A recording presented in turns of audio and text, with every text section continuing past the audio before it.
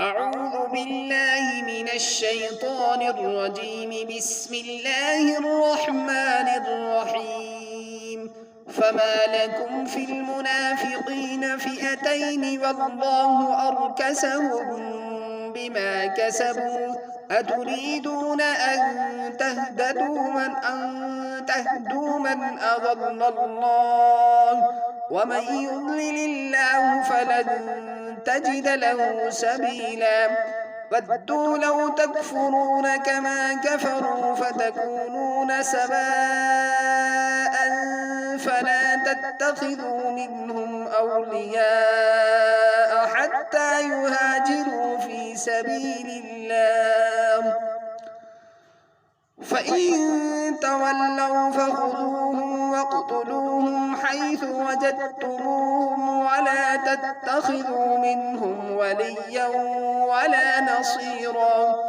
إلا الذين يصلون إلى قوم بينكم وبينهم ميثاق أو جاءوكم حصرت صدورهم أن يقاتلوكم أو يقاتلوا قومهم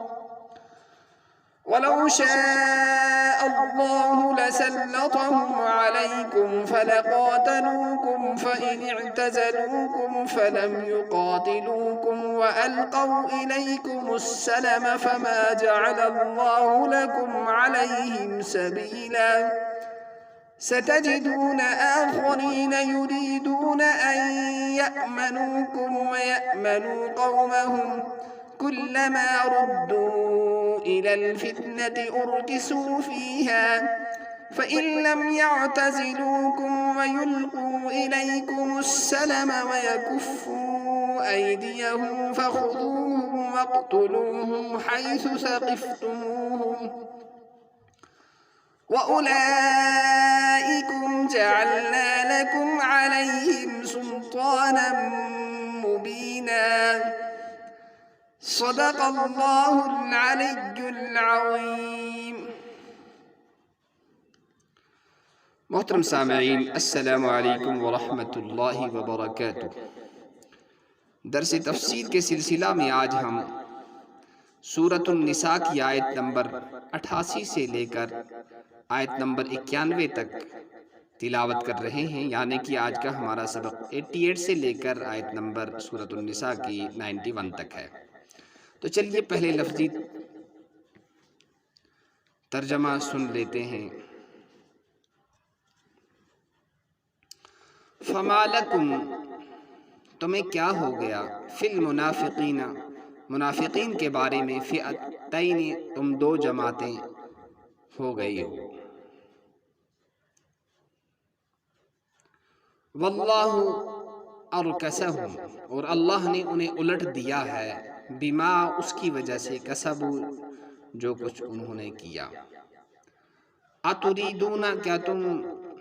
چاہتے ہو، ان تہدو، کی ہدایت دو، من، اس کو،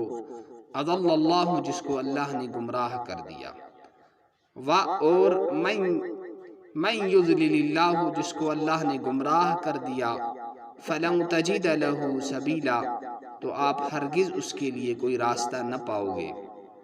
ودو، وہ چاہتے ہیں، وہ پسند کرتے ہیں، لو تکفرون، اگر تم کفر کرو، کما کفروا، جیسے کہ انہوں نے کفر کیا، فتکونون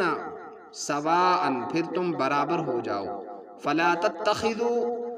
منہم، تو نہ بناؤ تم ان میں سے، اولیاء، دوست، حتیٰ، یہاں تک کہ یہاجروا، وہ ہجرت کرے، فی سبیل اللہ، اللہ کے راستے میں. فَإِن تَوَلَّوْا، پھر اگر وہ روگردانی کرے، پیٹھ پھیرے، فَخُذُوهُمْ، تو انہیں پکڑو، وَاقْتُلُوهُمْ، اور انہیں قتل کر دو، حَيْثُ وَجَدْتُمُوهُمْ، حَيْثُ وَجَدْتُمُوهُمْ، تم انہیں جہاں کہیں پاؤ، وَلَا تَتَّخِذُوا مِنْهُمْ، اور نہ بناؤ ان میں سے، وَلِيًّا، دوست، وَلَا نَصِيرًا، اور نہ مددگار، إِلَّا الَّذِينَ، مگر وہ لوگ، يَصِلُونَ، جو مل جاتے ہیں، الی قوم، اپنی قوم سے، الی قوم بینکم، جو مل جاتے ہیں، وبینہم میثاق، مگر وہ لوگ جو مل جاتے ہیں ان لوگوں سے یا اس قوم سے جن کے اور تمہارے درمیان کوئی عہد ہو، کوئی ایگریمنٹ ہو، او جاؤکم جا آئیں وہ تمہارے پاس، حسرت صدورہم ان یقاتلوکم، حسرت تھک گئے ہوں ان کے دل، حسرت صدورہم ان کے دل تھک گئے ہوں اس سے کہ ان یقاتلوکم وہ قتل کریں تم سے، او یقاتلو قومہم یا وہ لڑیں اپنی قوم سے، ولو شاء اللہ اگر اللہ چاہتا، لسلطہم تو ان کو مسلط کر دیتا، علیکم تم پر، فلقاتلوکم تو پھر وہ تم سے لڑتے، فإن اعتزلوکم پس اگر وہ تم سے کنارہ کشی اختیار کر لیں، فلم یقاتلوکم پھر وہ تم سے نہ لڑیں، وَأَلْقَوْا إِلَيْكُمُ السَّلَمَ اور وہ صلح پیش کریں تمہاری طرف، فما جعل اللہ تو نہیں بنایا ہے اللہ تعالیٰ نے تمہارے لیے، لکم تمہارے لیے، علیہم ان پر، سبیلا کوئی راستہ، ستجدون ان قریب آپ پاؤ گے، آخرین دوسرے قسم کے لوگوں کو، یریدون وہ چاہتے ہیں، ان یأمنوکم کہ تمہارے ساتھ امن کے ساتھ رہیں، ویأمنوا قومہم اور اپنی قوم کے ساتھ بھی امن کے ساتھ رہیں، امن سے رہیں، چین اور سکھ سے رہیں، شانتی سے رہیں، کلما ردو جب انہیں لوٹایا جاتا ہے، الی الفتنۃ فتنہ کی طرف، ارکسوا فیہا تو وہ اس میں الٹے پڑ جاتے ہیں، فإن لم پس اگر نہ، یعتزلوکم وہ تم سے کنارہ کشی نہ کریں تمہارے ساتھ، فإن لم یعتزلوکم اگر تم سے وہ ایک طرف نہ ہوں، کنارہ کشی اختیار نہ کریں، ویلقوا الیکم السلام اور تمہارے سامنے صلح پیش کریں، ویکفوا ایدیہم اور وہ اپنے ہاتھوں کو روکے رکھیں، فخذوہم تو ان کو پکڑ لو، وقتلوہم اور ان کو قتل کر دو، حیث ثقفتموہم جہاں کہیں تم ان کو پاؤ، وَأُولَئِكُمْ اور وہی لوگ ہیں، جعلنا بنایا ہے ہم نے، لکم تمہارے لیے، علیہم ان کے خلاف، سلطانم مبینہ واضح اختیار۔ تو یہ ان کا سامعین لفظی ترجمہ تھا۔ اب ذرا ان آیتوں کا مفہوم سمجھ لیجئے۔ پہلی آیت کا مفہوم یہ ہے کہ منافقوں کے بارے میں تم کیوں آپس میں اختلاف کر رہے ہو،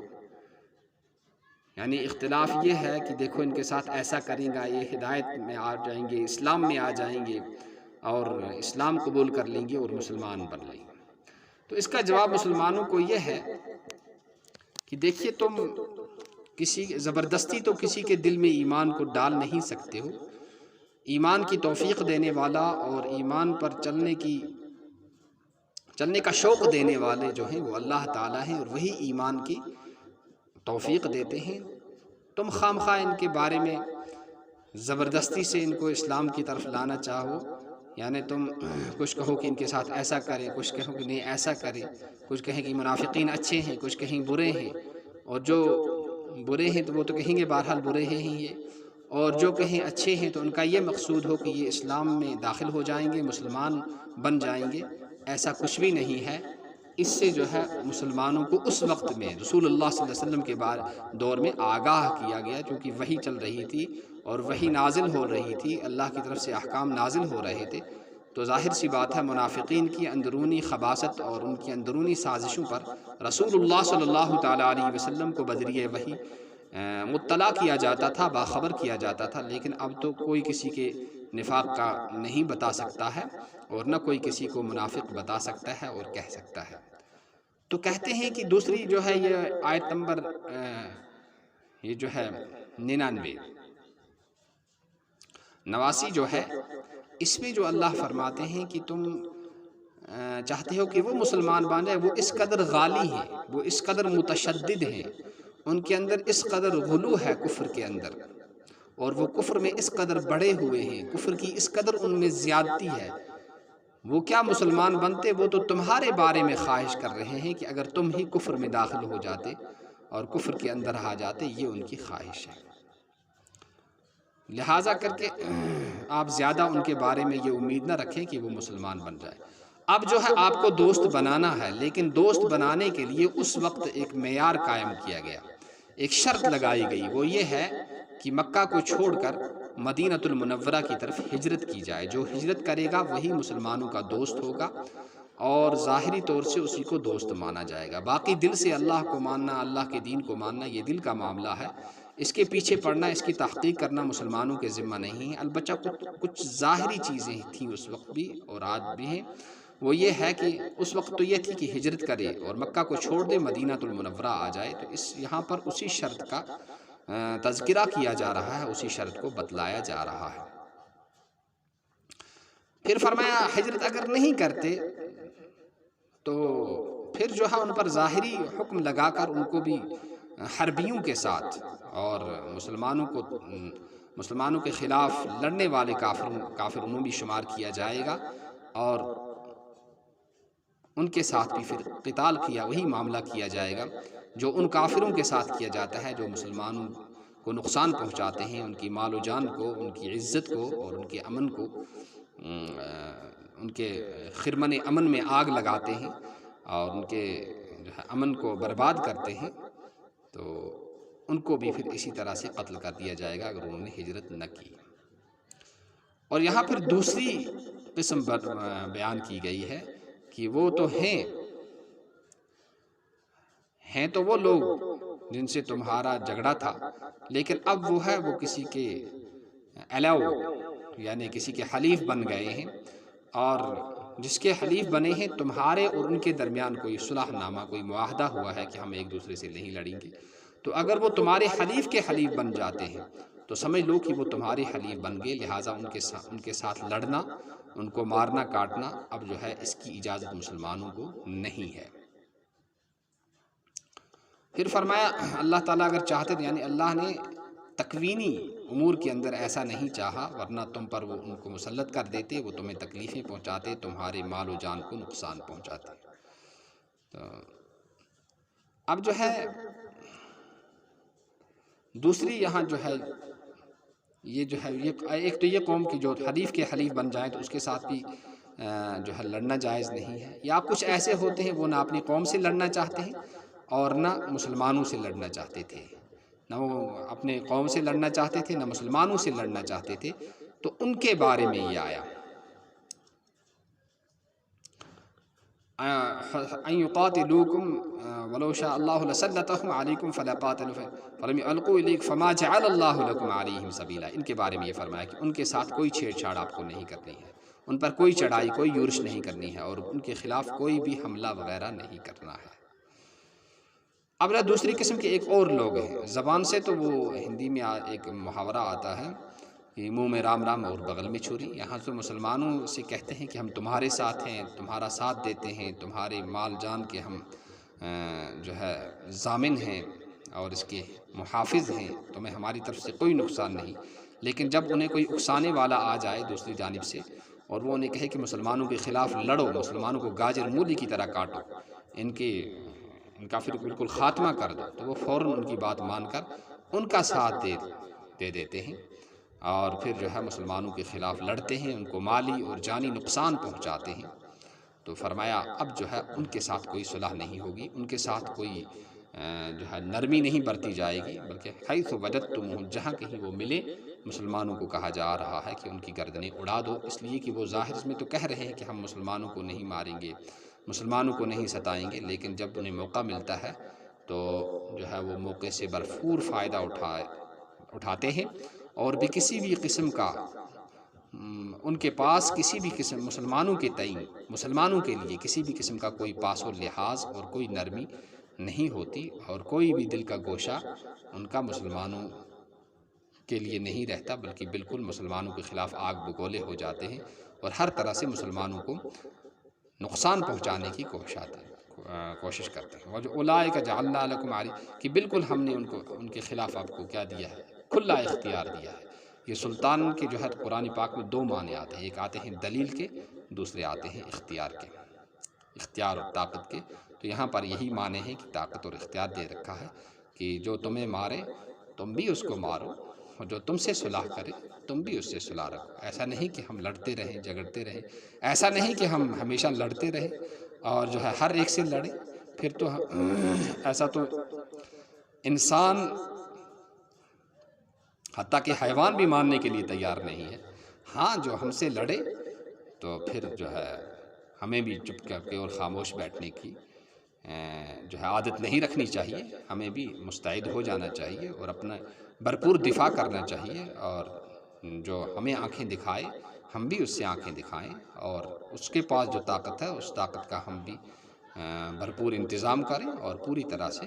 اس کے ساتھ لڑنے اور اس کو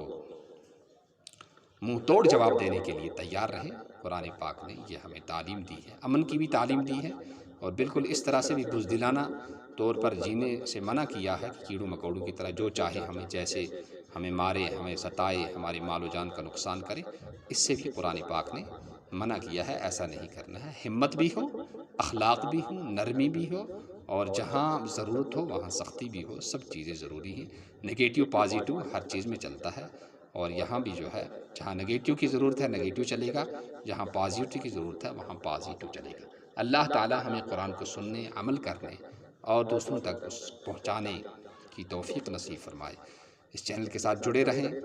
زیادہ سے زیادہ اس کو سنتے رہیں، شیئر بھی کریں اور دوسروں تک پہنچائیں. یہ ہمارے پاس اللہ کی امانت ہے. دنیا کے سب انسانوں تک یہ امانت ہمیں پہنچانی ہے. ہمارا کام کوشش کرنا ہے، اور کامیابی دینا اور تکمیل تک پہنچانا یہ اللہ کے ذمہ ہے. اللہ ہم سب کا حامی اور محافظ ہو، اور اللہ ہم سب کو قبول فرمائے. سب انسانوں کو اپنا دین سمجھ کر اس پر چلنے کی توفیق نصیب فرمائے. سبحان اللہ و بحمدہ، سبحانک اللہم و بحمدک، ونشہد ان لا الہ الا انت ونستغفرک ونتوب الیک. سبحان ربک رب العزۃ عما یصفون، وسلام علی المرسلین والحمد للہ رب العالمین. والسلام علیکم ورحمۃ اللہ وبرکاتہ.